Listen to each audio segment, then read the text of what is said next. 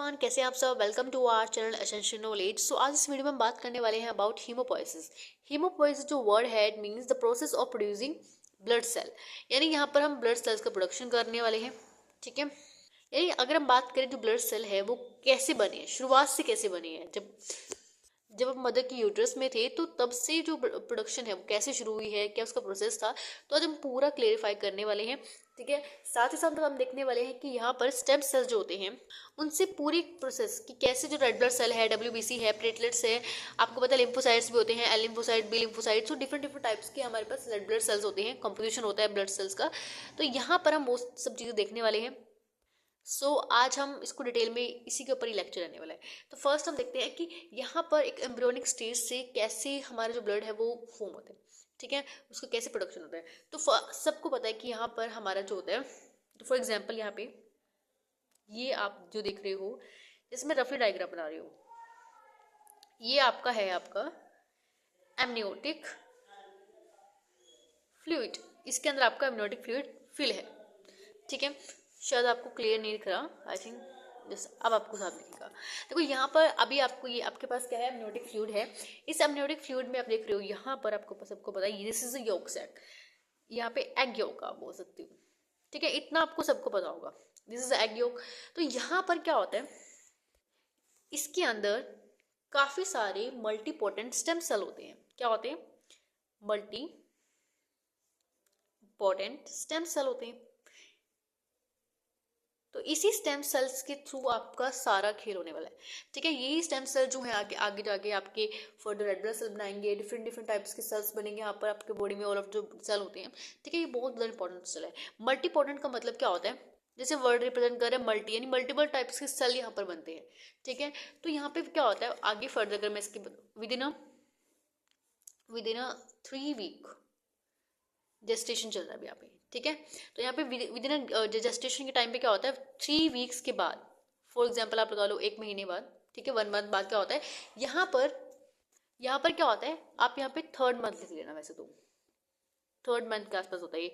तो यहाँ पे आपका जैसे लीवर है, ये जो स्टेम सेल ऊपर बने थे हमारे, ये स्टेम सेल जो थे, ये स्टेम सेल यहाँ पर माइग्रेट करके कहाँ पे आ जाएंगे, लीवर के अंदर आ जाएंगे। ठीक है, अब यहाँ पे 3rd मंथ में आपकी जो ये सेल है माइग्रेट स्टेम सेल जो है ये लीवर के अंदर आ गए। ठीक है, ऑब्वियसली बात है, बॉडी बन रही है अंदर। तो यहाँ पर अब 4th मंथ देखो क्या होता है। अब हम बात करते हैं 4th मंथ की। अब 4th मंथ में क्या होता है, यही सेल जो होते हैं ये माइग्रेट करके कहाँ जाते हैं, ये माइग्रेट करते हैं। ठीक है, माइग्रेट कर देखो यहाँ पर एक चीज़ और भी थी कि लीवर में तो आ रहे हैं लेकिन यहाँ पे स्प्लीन भी होता है हमारा। ठीक है, स्प्लीन के अंदर भी आते हैं सेल्स, तो ये लीवर और स्प्लीन के अंदर दोनों के अंदर आते हैं। देन ये फर्दर क्या होता है, माइग्रेट करके फर्दर सेल 4th मंथ में क्या होता है, ये सेल क्या होता है, आपकी जो बोन होती है, ठीक है, इस बोन के अंदर ये माइग्रेट करके आ जाते हैं। तो यहाँ पे अब आपकी जो स्टेम सेल है, बोन मैरो है, ठीक है, ये बोन मैरो है, उसके अंदर माइग्रेट करके स्टेम सेल यहाँ पर पहुंच जाते हैं। जिस इतनी सी प्रोसेस होती है, और ये कौन से मंथ में हो रहा है, 4th मंथ में हो रही है। अब देखो यहाँ पर क्या होता है, अब देखो माइग्रेट करके यहाँ पे बोन में आ गए। ठीक है, अब जब बर्थ हो जाता है, अभी तो ये प्रोसेस चल रही है हमारे वॉर्म के अंदर, यूट्रस के अंदर चल रही है प्रोसेस। ठीक है, एम्ब्रियोनिक स्टेज में अभी। तो यहाँ पर बर्थ के टाइम पर क्या होता है, देखो अब मान लो बर्थ हो गया बेबी का। अब यहाँ पर जो आपका लीवर, देखो जब आपका इस वाले टाइम पे जो आपका गेस्टेशन टाइम चल रहा था, उस टाइम पे लीवर और स्प्लीन आपके यहाँ पे काम कर रहे थे। लीवर स्प्लीन में यहाँ पे स्टेम सेल थी और वहाँ पे फॉर्मेशन हो रहा था, यानी जो आपका स्टेम सेल का जितना भी काम है वो कौन संभाल रहा था, लीवर और स्प्लीन, ये जो संभाल रहे थे। उसके बाद 4th मंथ में क्या हुआ, यहाँ पे बोन मैरो के अंदर आ गया। उसके बाद जब बर्थ हो जाता है, उसके बाद क्या होता है, ये सारा काम जो होता है ये बोन ही संभालता है।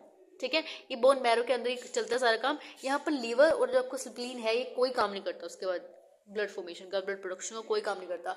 अब जब बोन बन जाती है, बोन पूरी हो जाती है, तो यहाँ पर मान लो बर्थ हो गया।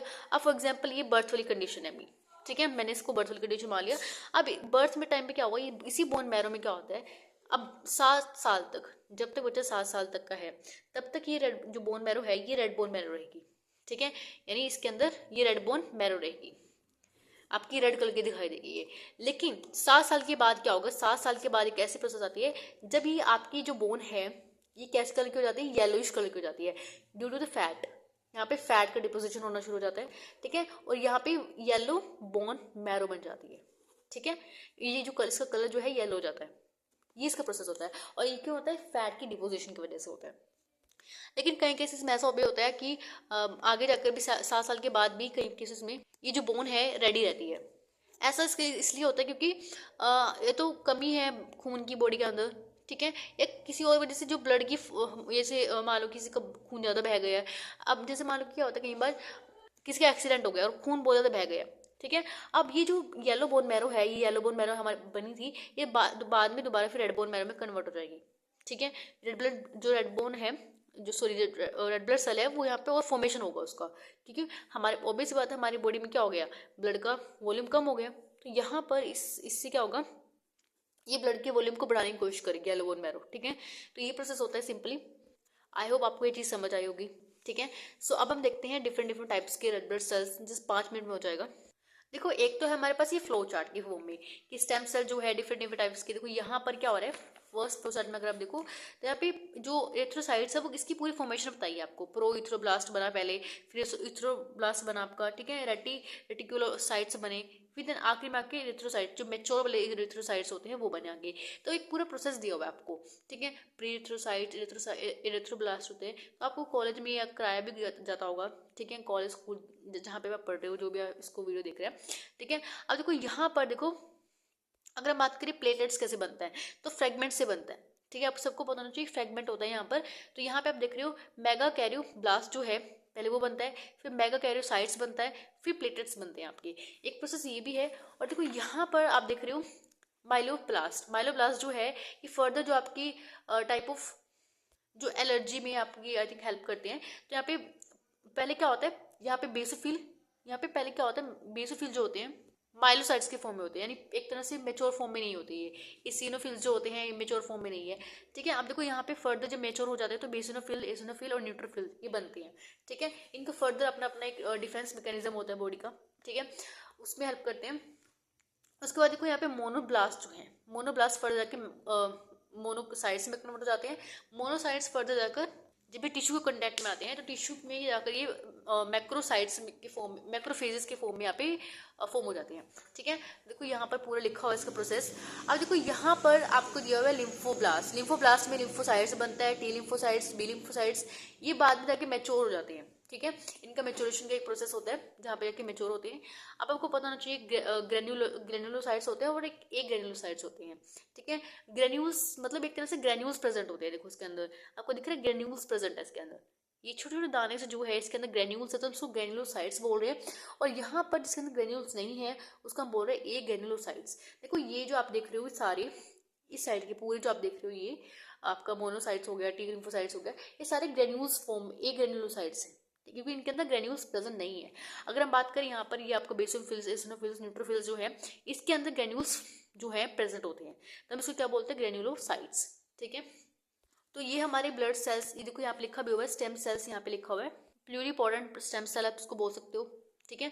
तो इन्हीं स्टेम सेल्स के थ्रू ये फर्दर डिफरेंट टाइप्स के सेल्स में कन्वर्ट होता है, देन अपने मैच्योर करके प्री मैच्योर मैच्योर की कंडीशन में आता है।